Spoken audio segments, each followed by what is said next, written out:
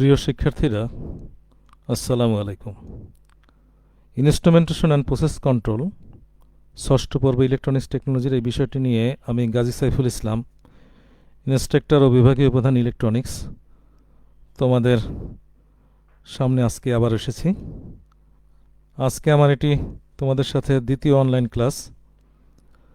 গত ক্লাসে চ্যাপ্টার 1 থেকে প্রায় শেষ করে এসেছিলাম, অল্প কিছু বাকি ছিল সেগুলি নিয়ে, এবং দ্বিতীয় চ্যাপ্টারের কিছু অংশ আজকে আমরা শেখার চেষ্টা করব। তো আমি প্রথমেই তোমাদের পিছনের কিছু কমেন্টস এবং কিছু প্রশ্ন ছিল, সেগুলো নিয়ে একটু আলোচনা করি। অনেককে কমেন্টসে জবাবও দিয়েছি, তারপর আমি বলবো যে কিছু কিছু কথা সবাই একবারে শুনে নিলে হয়তো কারো মনে ওই প্রশ্নগুলি আর আসতে নাও পারে। তো সেখানে প্রিভিয়াস যে কোশ্চেন এবং কমেন্টসগুলি ছিল এবং তার অ্যান্সারগুলি আমি দেওয়ার একটু চেষ্টা করছি। মোটামুটি কয়েকজনের কমেন্টস এরকম ছিল যে স্যার, ইংরেজিতে না পড়ি, আমাদেরকে একটু বাংলায় পড়ালে ভালো হয়।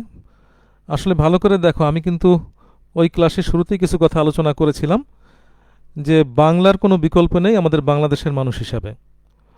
তার কারণ মাতৃভাষায় মানুষ যতখানি শিখতে পারবে, অন্য কিছুতে তা শিখতে পারবে না।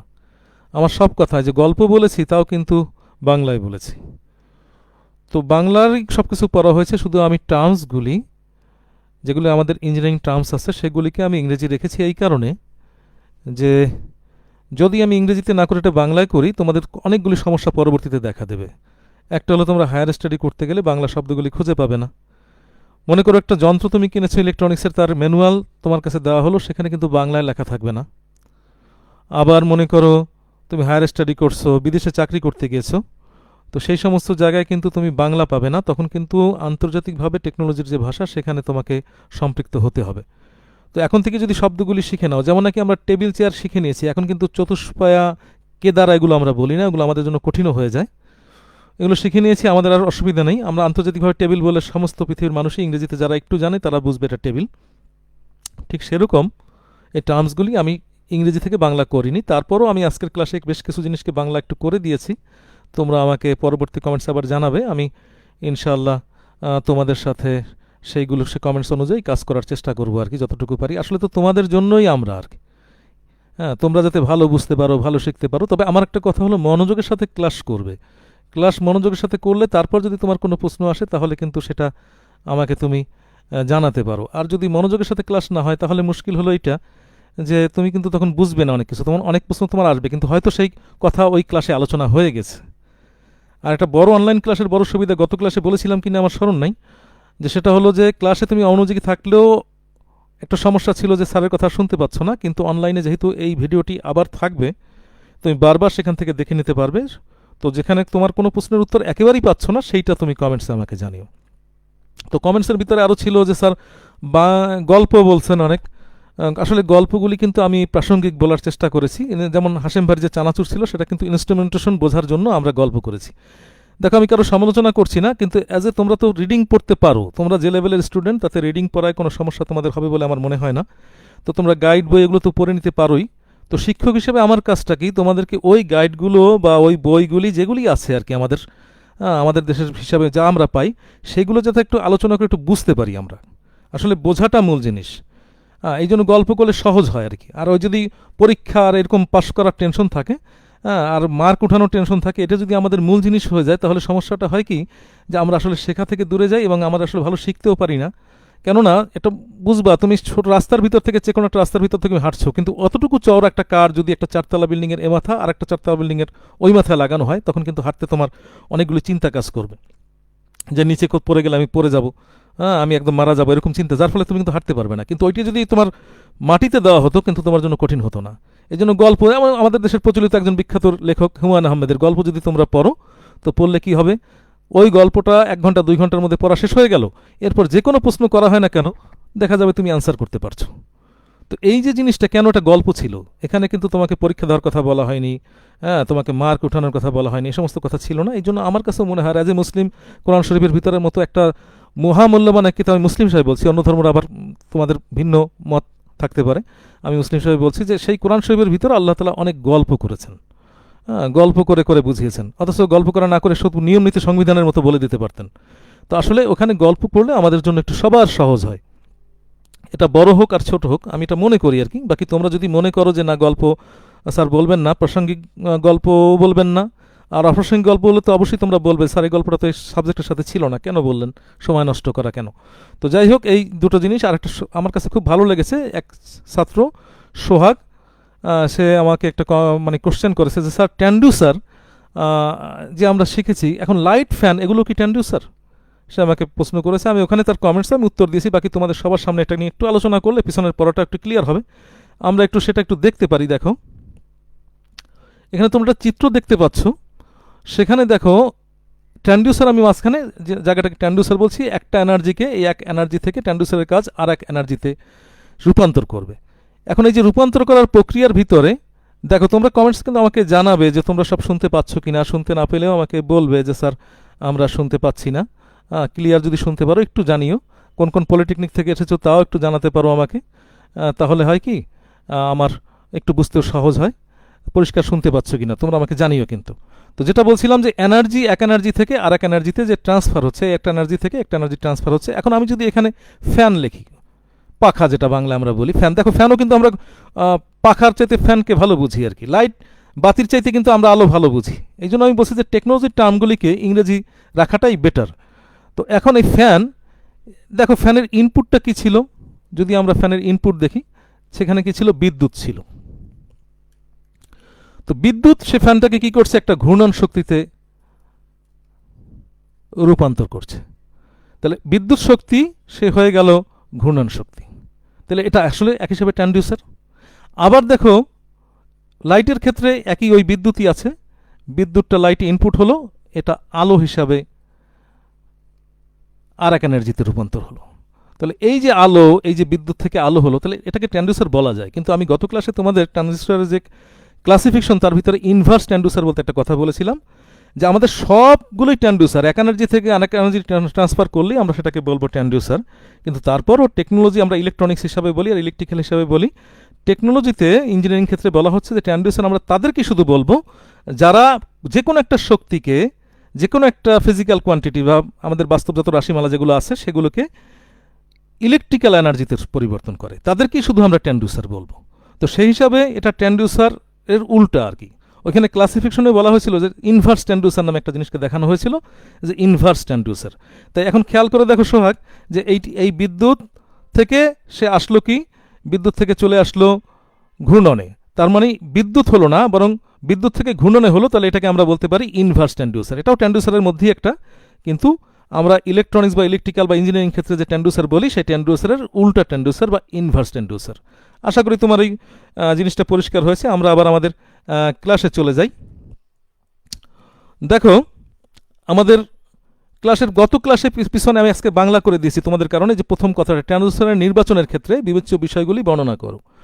নির্বাচন মানে আমি একটা ট্রান্সডিউসার চাই, আমি একটা ট্রান্সডিউসার আমার কাজের জন্য ব্যবহার করতে চাই। নির্বাচন ক্ষেত্রে এখন আমি কী কী জিনিসগুলো দেখব, যেমন আমি যদি একটা জামা কিনতে চাই তো আমি দেখি যে জামাটা আমার পছন্দ কিছু থাকে, যে আমি এইভাবে জামাটার কলারটা এরকম হবে, বুতামগুলি এরকম হবে, জামাটার কালার এরকম হবে, এরকম আমি যে নির্বাচন করার কতগুলি আমি জিনিসকে মনে করি, ঠিক সেই জিনিসটাই কিন্তু এখানে আমি ট্রান্সডিউসারকে নির্বাচন করতে গেলেও আমি কয়েকটি জিনিসকে উপর খেয়াল রাখবো। আমি দেখো টার্মগুলিকে ইংরেজিতে আজকেও রেখেছি, তোমরা যদি মনে করো বাংলা করবো, বাংলা করে দিতে পারবো, বাংলাটা কিন্তু ওই সমস্যাগুলি থেকে যাবে আর কি।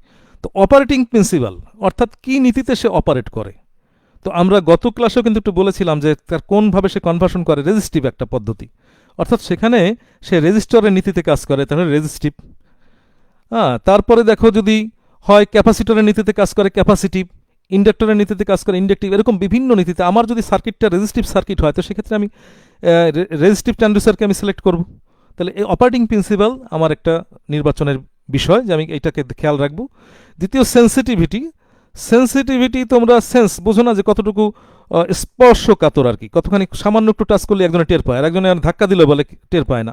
একটা গল্প বলতে পারি এখানে, যদি আবার অনুমতি দাও, তোমরা গল্পের কথা যারা বলেছো যে গল্প, গন্ডারের চামড়া জানি খুব মোটা আর কি। এক লোক চিড়িয়াখানায় গিয়েছে এবং চিড়িয়াখানায় যাওয়ার পরে খাঁচার ফাঁক থেকে গন্ডারকে একটু সুড়সুড়ি দিয়েছে।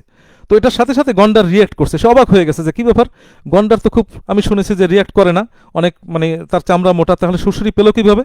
তখন চিড়িয়াখানার কর্মচারী বলছে যে ভাই আপনি আসলে একটু হয়তো অবাক হয়েছেন, আসলে ঘটনা হলো 1 বছর আগে একজন, এটা কিন্তু গল্প আর কি, জাস্ট বোঝার জন্য, তো 1 বছর আগে একজন কি করেছে, সুড়সুড়ি দিয়েছিল, এই সুড়সুড়িটার এফেক্টটা এখন দেখা গেছে আর কি। আপনি যে সুড়সুড়িটা দিয়েছেন এটার এফেক্টটা যদি আপনি পেতে চান তাহলে 1 বছর পরে আসবেন। তা আমার বোঝানোর উদ্দেশ্য হলো যে গন্ডার এই যে মোটা চামড়া তার সেন্সিটিভিটিটা কম আর কি। তো এরকম সেন্সিটিভিটি আমার যেখানে যেরকম দরকার, এখন আমি একটা জায়গায় প্রেশার মাপবো, খুব সামান্য প্রেশারে আমার চাই যে সেখানে রিয়াক্ট করুক আর কি, সেখানে আমার কাজ হোক, তো সেখানে আমার সেন্সিটিভিটি বেশি যে ট্যান্ডুসের আছে সেটাকে আমি সিলেক্ট করব। যেখানে আমার দেখা যাবে যে অনেক অল্প মানে ইসের প্রেশার না হলেও চলবে, বেশি প্রেশার হলেও তার কোনো সমস্যা নেই, তো সেক্ষেত্রে আমি বেশি মানে প্রেশার হলে পরে যেটা সেন্সিটিভ অর্থাৎ সেন্সিটিভিটি কম এরকম কোনো ট্যান্ডুসারকে আমি সিলেক্ট করব। তো আমার মনে হয় সেন্সিটিভিটিটা তোমরা বুঝতে পেরেছো। অপারেটিং রেঞ্জে আসি এবার। অপারেটিং রেঞ্জটা হলো যে কতটুকু আমি চাই, আমার অপারেটিং রেঞ্জটা কতটুকু। মনে করো একটা টেম্পারেচার ট্যান্ডুসার আমি নিয়েছি, তো টেম্পারেচার ট্যান্ডুসারের আমার 100 ডিগ্রি হলেই আমার চলে, আমার যে কাজটা আমি করব তাতে 100 ডিগ্রির উপরে টেম্পারেচার যাবে না, তো সেক্ষেত্রে আমি ট্যান্ডুসারটাকে সিলেক্ট করব 100 ডিগ্রির মধ্যে একটা হলেই হয়ে যায়, বা 120 ডিগ্রি 150 ডিগ্রি করলাম। কিন্তু যদি আমার 500 ডিগ্রি সেন্টিগ্রেডের কোথাও কোনো কাজের জায়গা আমার থাকে, তো সেক্ষেত্রে কিন্তু আমি ওটাকে সিলেক্ট করব না, আমি তখন সিলেক্ট করব 500-র উপরে কোনো ডিগ্রি, যেগুলো সেই টেম্পারেচার ট্যান্ডুসারটা কাজ করতে পারে। তা আমার মনে হয় তোমরা অপারেটিং রেঞ্জটাও একটু বুঝতে পেরেছো। এরপর অ্যাকুরেসি মানে তোমরা জানো সঠিকতা, কতখানি সঠিক। এখন মনে করো একটা ট্যান্ডুসারকে ব্যবহার করা হয়েছে সোনা মাপার ক্ষেত্রে, এখন তার যদি সঠিক মান না থাকে, দেখা গেলো 1 গ্রামের 100 ভাগের 1 ভাগ একটু এদিক ওদিক হলেও সেখানে ধরা পড়তে হবে, না তো তো আসলে বিক্রেতা ক্রেতা উভয় কি ক্ষতিগ্রস্ত হয়ে যেতে পারে। তো সেই ক্ষেত্রে অ্যাকুরেসিটা খুব দরকার এখানে। কিন্তু যদি লাকড়ি মাপতে যাই, জ্বালানি কাঠ, তো সেক্ষেত্রে 100 গ্রামও কোনো কিন্তু বিষয় হয় না, তার কারণ আমি নিতেছি 200 কেজি লাকড়ি, সেখানে 100 গ্রাম কম বেশি কিন্তু ব্যাপার না। সেই ক্ষেত্রে যদি আমি কোনো মেজারমেন্টের কোনো টুলস ব্যবহার করি, সেখানে যদি আমি ট্যান্ডুসার ব্যবহার করি, তো সেই ট্যান্ডুসারটা কিন্তু তার অ্যাকুরেসি না হলেও চলবে। নেক্সট আসি আমরা ক্রস সেন্সিটিভিটি। এখানেও ছোট গল্প একটা বলি। ক্রস সেন্সিটিভিটির সাথেই সম্পর্ক, কিন্তু দেখো সেন্সিটিভিটি সবসময় কিন্তু আমাদের একরকম হয় না। যেমন মনে করো আমার একজন প্রিয় মানুষ, মনে করো আমার মেয়ে, আমার ছোট মেয়েটা আমাকে জোরে একটা কিল মারলো, আমার কাছে ওটা মনে হয় আমাকে আদর করছে, ব্যথা পেলেও আমি ব্যথা পাই না, মনে হয় যেন ওটা আদর করছে, আমাকে পিছন থেকে এসে কিল দিয়েছে। তো এই যে জিনিসটা আমার কেন আমি মনে করছি, কারণ আমার মেয়ে মেরেছে। কিন্তু যদি এরকম হয় কি একজন খুব আমার শত্রু, যার সাথে আমার খুব শত্রুতা অনেক আগে থেকে, সে যদি আমার পাশ থেকে একটু জোরে হেঁটে যায়, আমার গায়ে স্পর্শ করেনি, কিন্তু তারপর আমার মনে হবে, আমি অন্যকে বলবো দেখছো মনে হয় যেন আমার গায়ের উপর এসে পড়বে আর কি। এই যে আমি রাগ করতেছি, তখন আমার এখানে তার ব্যাপারে আমি খুব সেন্সিটিভ, কিন্তু আমার মেয়ের ব্যাপারে ওটা আমার সেন্সিটিভিটি নাই। তো এই যে বিভিন্ন অবস্থায় সেন্সিটিভিটির কম বেশি হতে পারে, এগুলো গড় একটা অবস্থাকে আমরা বলি ক্রস সেন্সিটিভিটি। এরর যে জিনিসটা, ত্রুটি, তোমরা জানো এররের সাথে কিন্তু অ্যাকুরেসির একটা সম্পর্ক আছে। এরর মানে ত্রুটিটা কতটুকু হতে পারে। আমার যদি অল্প ত্রুটি হলে ভালো হয়, তাহলে অ্যাকুরেসিটা বেশি হবে। যেখানে এরর কম হবে সেখানে অ্যাকুরেসি বেশি, যেখানে এরর বেশি সেখানে অ্যাকুরেসি কম। এটা আমাকে বুঝতে হবে যে আমি কোথায় ব্যবহার করছি। যদি ওই বলছি যে লাকড়ি মাপার ক্ষেত্রে, জ্বালানি কাঠের জন্য যদি ব্যবহার করি, তো সেক্ষেত্রে কিন্তু এরর একটু হলেও কোনো সমস্যা নেই আর কি। নেক্সট হলো ট্রানজিয়েন্ট অ্যান্ড ফ্রিকোয়েন্সি রেসপন্স। এই যে টার্মগুলি, এগুলি কিন্তু প্রত্যেকটা আলাদা আলাদা কোশ্চেন হতে পারে, যে অপারেটিং প্রিন্সিপাল কাকে বলে, সেন্সিটিভিটি কাকে বলে, এই জিনিসগুলি আর কি। এই জন্য আমি সবগুলিকে একটু আলোচনা করছি details. Transient and frequency response এই জিনিসটা হলো ইলেকট্রিক্যাল একটি বিষয়, অর্থাৎ আমার একটা ট্যান্ডুসার কতখানি দ্রুত সে ফ্রিকোয়েন্সিতে, এখানে ইলেকট্রিক্যাল ফ্রিকোয়েন্সি, একটা সিগন্যালের আমরা জানি ভোল্টেজ কারেন্ট ফ্রিকোয়েন্সি থাকে, ফ্রিকোয়েন্সিতে সে কীভাবে কোন অবস্থায় কাট অফ হয়, তোমরা কমিউনিকেশন ইঞ্জিনিয়ারিংয়ে পড়েছো কাট অফ, অন হওয়া, এই যে জিনিসগুলি, সেইটাকে রেসপন্সটা তার কীরকম এবং সে কতটুকু সময় নেয় রেসপন্স করতে, এটাকে আমরা বলি transient and frequency response. Loading এফেক্টটাকে ছোট একটা গল্প বলে শেষ করি। লোডিং এফেক্ট মনে করো এখন বর্তমান করোনা পরিস্থিতিতে আমি সকালবেলা বাজারে গিয়েছি, আমার সাথে 3-4টা ব্যাগ আছে, এই 3-4টা ব্যাগ আমি নিয়ে চলছি, তার ভিতরে কোনো মালপত্র কিছু নেই। আমি পথে একজন আমার সাথে দেখা হয়েছে, উনি সালাম কালাম করছেন, আমিও গল্প গুজব করছি, কেমন আছেন ভাই, করোনা পরিস্থিতি, এই সমস্ত বিভিন্ন কথাবার্তা আলোচনা হচ্ছে, আমার পারিবারিক আলোচনা, তার সাথে আমিও দু একটা কথা বলছি। কিন্তু যখন আমি ফেরার সময় যানবাহন নেই, করোনার কারণে রিক্সা নাই, আমি নিয়ে আসতে পারতেছি না, আমার নিজেকেই বহন করে নিয়ে আসতে হচ্ছে। তো এখন ওই ব্যাগগুলি ভরে গেছে, লোড হয়েছে, 5 কেজি আলু, 2 কেজি ডাল, 1 কেজি লবণ, 4 কেজি আটা, এরকম অনেক ওজন, 15-20 কেজি হয়ে গেছে। এখন কিন্তু আমার জন্য খুব কষ্ট হচ্ছে, আমি টেনে নিয়ে আসতেছি, ওই হাঁটতে হাঁটতে আসতেছি। এখন আমাকে ওই একই লোক যদি আবার প্রশ্ন করে, বা ওরকম আরেকজন যদি আমাকে প্রশ্ন করে, ভাই কেমন আছেন, কি অবস্থা, করোনা পরিস্থিতি, এরকম যদি বলে, আমার কিন্তু এই সময় উত্তর দিতে আর ভালো লাগবে না, তার কারণ আমার এখন লোড। আমি বলবো ভাই পরে আলাপ করি আপনার সাথে, আমি একটু যাচ্ছি, তো দেখেন দ্রুত কাজ আছে, বা এরকম বলে ভদ্রতা করে তার সাথে আমি তাড়াতাড়ি চলে বিদায় নেবো আর কি। কারণটা কি, আমার অনেক লোড তখন আমার সাথে। তো এরকম যেমন লোড, এখানে তো আসলে মাল হিসাবে, ওজন হিসাবে লোড বলছি। একটা ট্রান্সডিউসার যখন একটা ডিভাইসের সাথে সংযোগ হয়, তখন ওই ডিভাইসের একটা প্রভাব এই ট্রান্সডিউসারের উপরে পড়ে, যেটাকে লোডিং এফেক্ট বলে। এই ট্রান্সডিউসারটা কতটুকু লোডিং এফেক্ট সে নিতে পারবে, সেই জিনিসটাকে আমরা হিসাব করি এই লোডিং এফেক্টস হিসাবে। আমরা বিবেচনা করি আমার ট্রান্সডিউসারটা আমি কীরকম নেব, এটা লোডিং এফেক্টস বেশি হলে হবে অসুবিধা আছে কিনা, কম হলে সমস্যা আছে কিনা, অর্থাৎ সেটাকে বিবেচনা করে আমি নেব। এনভায়রনমেন্টাল কম্পাটিবিলিটি, এটা হলো আমাদের যে পরিবেশের চারপাশে যে পরিবেশ আছে, কোনো সময় শীত হয়, কোনো দেশ শীত প্রধান, কোনো দেশ গরম থাকে। এখন আমার ট্রান্সডিউসারটা যদি এরকম হয় যে আমি গরম দেশেই ব্যবহার করব, তাহলে তো আমার কম্প্যাটিবিলিটি অত দরকার নাই। আমি গরম দেশের উপযোগী একটা ট্রান্সডিউসার নিলাম, তখন প্রত্যেকটা ইলেকট্রিক্যাল ডিভাইস, ইলেকট্রনিক্স ডিভাইসই তাপমাত্রার সাথে তার কিছু চেঞ্জ হয়। তো এখন কম্প্যাটিবিলিটি হলো যে সে কতখানি তাপমাত্রার উপরে বা পরিবেশ আর্দ্রতার, বাতাসে আর্দ্রতার উপরে অথবা আলোক শক্তির উপরে, চারপাশের যে পরিবেশের কারণে তার কতটুকু প্রভাব পড়ে, সেইটাকে আমি বাছাই করব আমার কাজ অনুযায়ী। আমার কাজ যদি যেরকম হয় সেই অনুযায়ী আমি বাছাই করব। ইউজেস অ্যান্ড রিগার্ডনেস যেটা আছে, দেখো রিগার্ডনেস এমন একটা শব্দ, বাংলা করতে গেলে বলতে হয় রুক্ষতা। এখানে রুক্ষতা অর্থে আসলে প্রকাশ পায়নি। এখানে ইউজেস মানে আমি কোথায় ব্যবহার করব এবং তার আকৃতি কীরকম হবে। এখন আমি এমন একটা জায়গায় একটা সার্কিটে ব্যবহার করব যেখানে জায়গাটা খুব ছোট। এখন আমার ট্রান্সডিউসার যদি আমি নেই একটা বড় আকারের ট্রান্সডিউসার, তো সেখানে তো আমি স্থাপন করতে পারবো না। এই জন্য আমাকে এটাও একটা বিবেচনায় আনতে হবে যে আমার কোথায় কাজ করছি এবং আমার ট্রান্সডিউসারের সাইজটা কতটুকু হবে।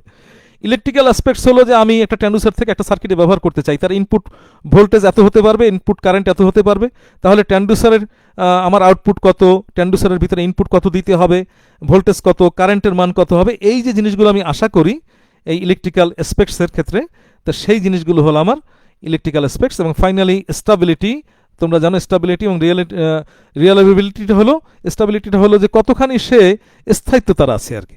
এখন আমার একটা ট্রান্সডিউসার একটা কাজের জন্য 1 বছর হলেই আমার এরপর কাজটার দরকার নাই, তাহলে আমার একটা কম স্থায়িত্বের ট্রান্সডিউসার হলেও চলে। যদি আমার চাই যে না এটা অনেক দিন ধরে কাজ করবে, এটা সব জায়গায় স্থাপন, এমন একটা জায়গায় স্থাপন করছে সেখানে বারবার চেঞ্জ করা সম্ভব না। আমি সেখানে পাহাড়ের উপর একটা স্থাপন করে আসছি, সেখানে ওঠাও কঠিন হবে, কিন্তু সেখানে ট্রান্সডিউসারটা কাজ করতে হবে, আমাকে সিগন্যাল দিতে হবে। তো সেক্ষেত্রে আমি দীর্ঘস্থায়িত্বের একটা ট্রান্সডিউসার নেব। একইভাবে সে কতখানি বিশ্বস্ত, রিয়েলেবিলিটি যেটা, সে কতখানি বিশ্বস্ততাতে কাজ করবে, সেটাও আমার নির্ভর করবে আমার কাজের অনুযায়ী। অর্থাৎ আমি আমার প্রয়োজন অনুযায়ী আমি ট্রান্সডিউসারকে যে সিলেক্ট করব এই সমস্ত বিষয়গুলির উপরে। আমি আশা করি হয়তো তোমরা আবারও বারবার দেখলে বুঝতে পারবে। আমার কোথাও ভুল হয়ে থাকলে আমাকে পরে কমেন্টস করে জানিও।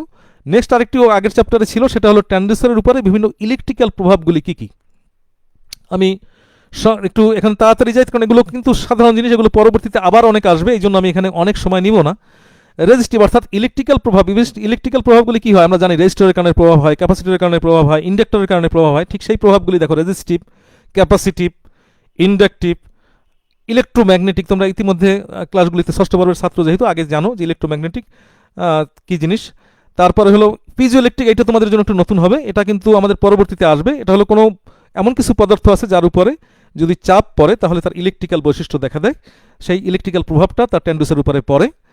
ফটো এমিসিভ হলো আলোর বিচ্ছুরণের উপরে যে ইলেকট্রিক্যাল নীতি তৈরি হয় সেই প্রভাবটি।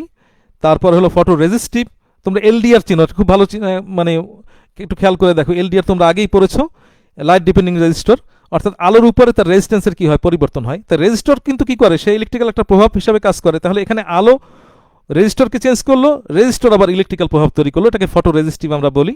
পটেনশিওমেট্রিক আজকের ক্লাসে আলোচনা হবে, এটা আমরা বলতে পারি ভেরিয়েবল রেজিস্টরের মতো, অর্থাৎ কোথাও যদি রেজিস্ট্যান্সের আমরা পরিবর্তন করি তাতে যে একটা সার্কিটের ভিতরের যে ইলেকট্রিক্যাল চেঞ্জ হয় সেই বৈশিষ্ট্যগুলি পটেনশিওমেট্রিকের মাধ্যমে হয়ে থাকে অনেক সময়। ফ্রিকোয়েন্সি জেনারেটিং, ফ্রিকোয়েন্সির কারণে কিন্তু ইলেকট্রিক্যাল প্রভাব তৈরি হয় বিভিন্ন ফ্রিকোয়েন্সির কম আর বেশির উপরে। তোমরা এগুলো পিছনের ইলেকট্রিক্যাল ইঞ্জিনিয়ারিং সাবজেক্টগুলিতে হয়তো দেখেছো। আর থার্মো ইলেকট্রিক হলো তাপমাত্রার উপর ইলেকট্রিকের যে প্রভাব। থার্মোপাইল, থার্মোকাপল এ ধরনের কিছু ট্রান্সডিউসার আছে, পরবর্তীতে আমরা পড়ব। সেই ট্রান্সডিউসারগুলির ভিতরে যখন কোনো তাপ দেওয়া হয় তখন তার ইলেকট্রিক্যাল কিছু প্রপার্টি চেঞ্জ হয়, যেটা নাকি একটা ট্রান্সডিউসারের উপরে তার প্রভাবগুলি পড়ে। তা আমরা 1 নম্বর চ্যাপ্টার কিন্তু শেষ হয়ে গেল, আজকে আমরা 2 নম্বর চ্যাপ্টারে যাব। দেখো 2 নম্বর চ্যাপ্টারে যে ছিল প্রথম যে জিনিসটা ছিল টপিক্স 2.1 এর ভিতরে তোমরা একটা কাজ করবে, কিন্তু আমি তোমাদেরকে এখন বলে দিচ্ছি, সেটা হলো যে তোমরা সিলেবাস দেখে নেবে এবং সিলেবাসটা সামনেও রাখতে পারো ক্লাসের টাইমে। আমি বলি না কোনো গাইড বা কোনো বই রাখার কোনো দরকার আছে, তোমরা সিলেবাসটা রাখো, দেখো যে সিলেবাসের সাথে আলোচনাগুলি ঠিকভাবে চলছে কিনা আর কি। তো 2.1 এ যেটা ছিল যে কিছু রেজিস্টিভ ট্রান্সডিউসার সম্পর্কে একটু আমাদেরকে ধারণা নিতে বলা হয়েছিল। তো আমি রেজিস্টিভ ট্রান্সডিউসার বোঝার আগে রেজিস্টিভ ট্রান্সডিউসার কাকে বলে সেটা একটু জেনে নিই। দেখো আমরা সহজভাবে যে চিন্তা করি, লেখাগুলি পড়ার দরকার নেই, লেখাগুলি আমি আজকে বাংলায় লিখে দিয়েছি। হ্যাঁ, আমি তোমাদেরকে একটু ধারণা দেই, কি মুখের মধ্যে আগে ধারণা দিই, তার সাথে তো লেখার হয়তো নাও মিলতে পারে। সহজভাবে চিন্তা করবো, একটা ট্রানজিস্টর, তার ভিতরে একটা এনার্জি আমি দিলাম, দেওয়ার সাথে সাথে তার ভিতরের রেজিস্ট্যান্সের যদি পরিবর্তন ঘটে, তাহলে এই ধরনের যে ট্রানজিস্টরই হোক তাকে আমরা বলবো রেজিস্টিভ ট্রানজিস্টর। সেই কথাটাই আমি এখানে লিখেছি, যে ট্রানজিস্টরের রেজিস্ট্যান্স পরিবেশের বিভিন্ন প্রভাবে পরিবর্তিত হয়ে থাকে তাকে রেজিস্টিভ ট্রানজিস্টর বলে। বিভিন্ন ভৌত রাশিমালা, যেমন চাপ, আলো, তাপমাত্রা, এগুলো ভৌত রাশিমালা। দেখো এইখানে আমি একটু কথা বলি, এই যে আজকে রিডিং করতেছি তোমাদের সামনে আর কি। ভৌত রাশিমালা আসলে ইংরেজি থেকে বলা হয় ফিজিক্যাল কোয়ান্টিটি, বাংলা এটা আসে ভৌত রাশিমালা। ভৌত শুনলে অনেক যারা আমরা আছি ছোট, বিশেষ করে ছোট বাচ্চারা মনে করবে কি ভৌত মানে ভূত থেকে আসছে আর কি, ভৌত রাশিমালা ভূতের কোনো কাজবার হবে এখানে আর কি। আসলে তা না, ভৌত রাশিমালা হলো চারপাশে যে মনে করো আমাদের আলো, তাপ, চাপ, কম্পন হয়, কাঁপাকাঁপি হচ্ছে এক জায়গায় একটা জিনিস ছিল সেটা একটু সরে গেছে, ডিসপ্লেসমেন্ট, তার এক জায়গা থেকে স্থানচ্যুতি ঘটছে আর কি।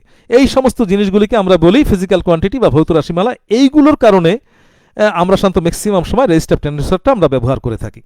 আর রেজিস্টিভ ট্রানজিস্টর হিসাবে সাধারণত আমরা স্লাইডিং কন্ট্যাক্ট ডিভাইস, যেটা স্লাইডিং কন্ট্যাক্ট, আমরা দেখবো এই জিনিসগুলি, potentiometer, strain gauge, thermistor, LDR, আরও আছে কিন্তু, ইত্যাদি আমরা সাধারণত ব্যবহার করে থাকি। তো আমি এখন চলে যাই প্রথম স্লাইডিং কন্ট্যাক্ট ডিভাইস সম্পর্কে একটু যাই।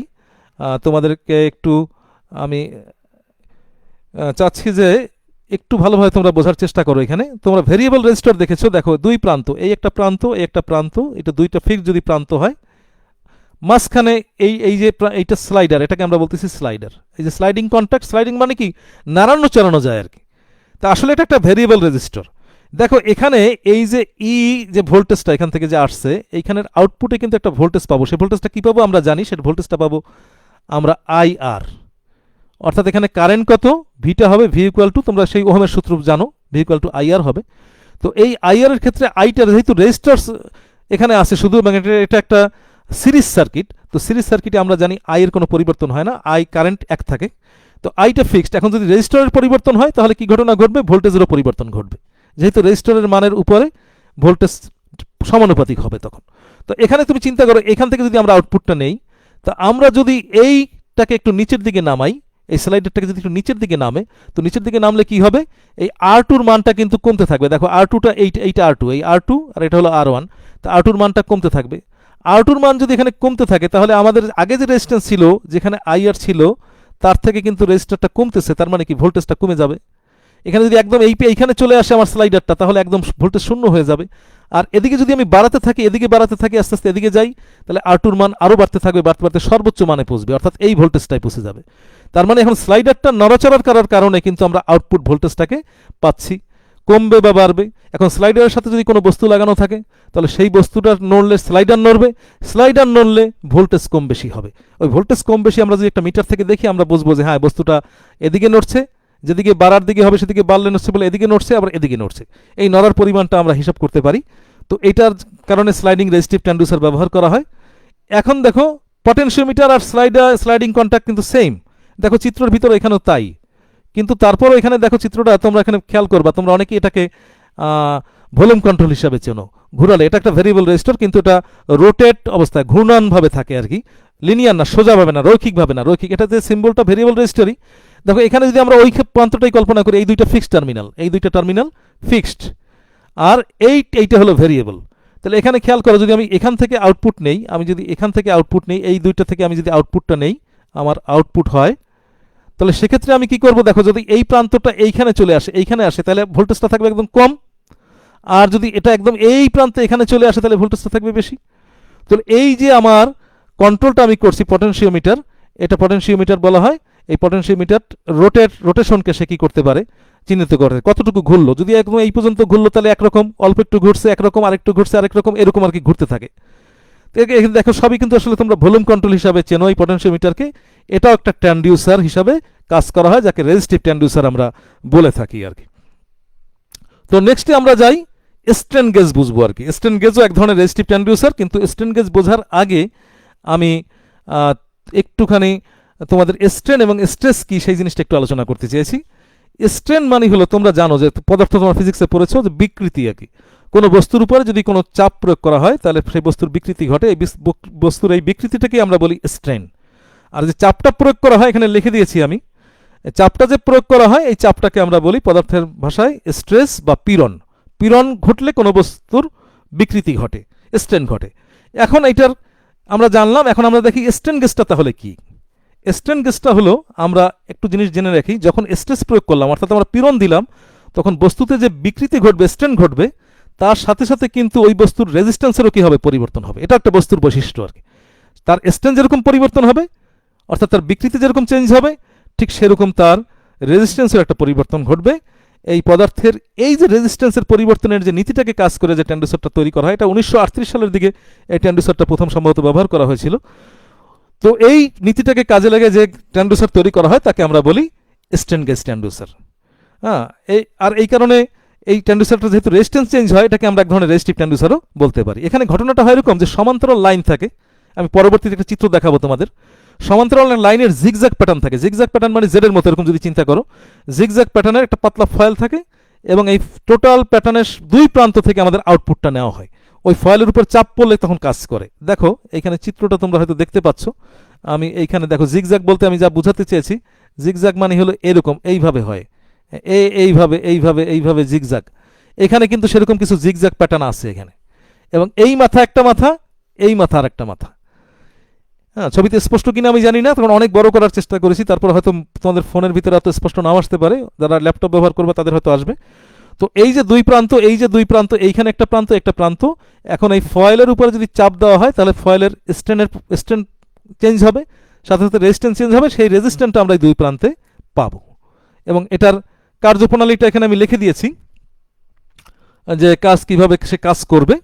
এই কাজটা তোমরা আমার মনে হয় যে পরবর্তীতে একটু দেখে নিও, বাংলা এখানে লেখা আছে, তোমরা লেখো না, আমি কাজটাকে আমি মুখে বলে দিচ্ছি, তারপর ওটার সাথে তোমরা মিলিয়ে নিও পরে। আগে আমরা ব্রিজ সার্কিট বুঝি, যে ব্রিজের সাথে কিভাবে সে কাজ করবে।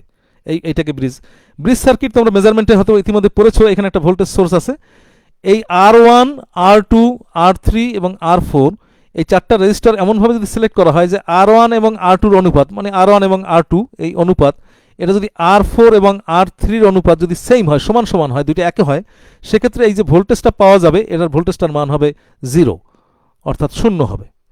হ্যাঁ, শূন্য ভোল্টেজ পাবো আমরা সেক্ষেত্রে।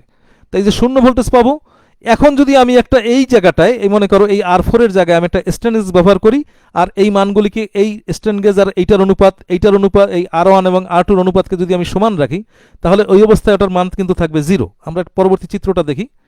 এই দেখো R4, এখানে কিন্তু R4 যেখানে ছিল আর কি, R4, এই R4 এর জায়গায় আমি ওই স্ট্রেন গেজের ওই দুই প্রান্ত ব্যবহার করেছি।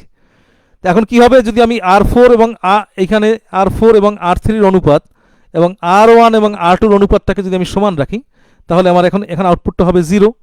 এখন এই অবস্থায় আমি কিছু স্ট্রেন প্রয়োগ করলাম, মানে স্ট্রেস প্রয়োগ করলাম, পীড়ন প্রয়োগ করলাম, তাতে কিছু স্ট্রেন দেখা দিল, অর্থাৎ বিকৃতি ঘটলো। এখানে বিকৃতি ঘটে তার রেজিস্ট্যান্সের পরিবর্তন হলো। রেজিস্ট্যান্স পরিবর্তন হলে R4 চেঞ্জ হয়ে গেল। R4 যেই চেঞ্জ হবে তখনই কিন্তু এই ভোল্টেজ, এই ভি, এটারও কি হবে, চেঞ্জ হবে। তোমরা আশা করি বুঝতে পেরেছো। আমি আর কথা বেশি বাড়াবো না, আজকে এই পর্যন্তই। আমি এই জিনিসগুলোকে এখানে লিখে দিয়েছি যে যদি R1/R2 ইকুয়াল টু কি হয়, R4/R3 হয়, তবে আউটপুট ভোল্টেজ V0 হবে 0, এবং ব্রিজটাকে আমরা বলবো ব্যালেন্স। এটা তোমরা মেজারমেন্টে পড়ে থাকবে, আমি তারপর আবার দেখালাম। এখন কোনো একটা রেজিস্টারের R1 হোক, R2, R3 বা R4 এর যদি সামান্য পরিবর্তন ঘটাই, তাহলে আউটপুট ভোল্টেজেরও কি ঘটবে, পরিবর্তন ঘটবে। যদি R4 রেজিস্টারের স্থানে একটি স্ট্রেন গেজ দেই, তবে সামান্য প্রেসারের পরিবর্তনে রেজিস্ট্যান্সের পরিবর্তন ঘটবে, যেটা আবার আউটপুট ভোল্টেজ ও আউটপুট যেটা বলি আমরা VO, এর পরিবর্তনও সে ঘটিয়ে দেবে। এই কথাটা লেখা আছে। আজকে আমি আর যাব না, আমার আরও স্লাইড ছিল কিন্তু আমি সেদিকে আর যাব না। আমি তোমাদেরকে নেক্সট ক্লাসে সেগুলো পড়াবো ইনশাল্লাহ। তবে তোমরা একটা জিনিস দেখো, আমি তোমাদেরকে একদম বলছি যে এই ভিডিওটা যদি তোমরা দেখতে চাও, তা আমি তোমাদেরকে বলবো যে তোমরা আবার এসে চলে যেও আর কি। এইভাবে তোমরা একদম একটা ঠিকানা তোমাদেরকে আমি দিচ্ছি, দাঁড়াও।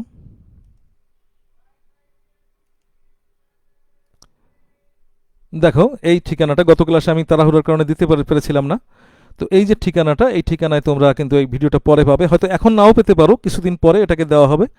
আমি তোমাদেরকে বলবো যে তোমরা এই ভিডিওটাকে বারবার দেখো, কোথাও যদি কোনো সমস্যা থাকে আমাকে জানিও, আর কমেন্টসেও জানিও। আমি তোমাদের কমেন্টসে রিপ্লাই দেওয়ার চেষ্টা করি আর কি। তো আমি তোমাদেরকে আবারও বলছি, আমার সাথে থাকার জন্য তোমাদেরকে অশেষ ধন্যবাদ। আর ভুল ত্রুটি, কথার তো ভুল ত্রুটি হতেই পারে, আর তাড়াহুড়া করে কথা বলতে গেলে বেশি ভুল হয় আমার কাছে মনে হয়, আর আমি তাড়াহুড়ো করে আসলে কথা বলতে পারি না তোমাদেরকে, এটা আমার সীমাবদ্ধতা, আমার লিমিটেশন। আমি অনেক আস্তে আস্তে কথা বলার একজন মানুষ।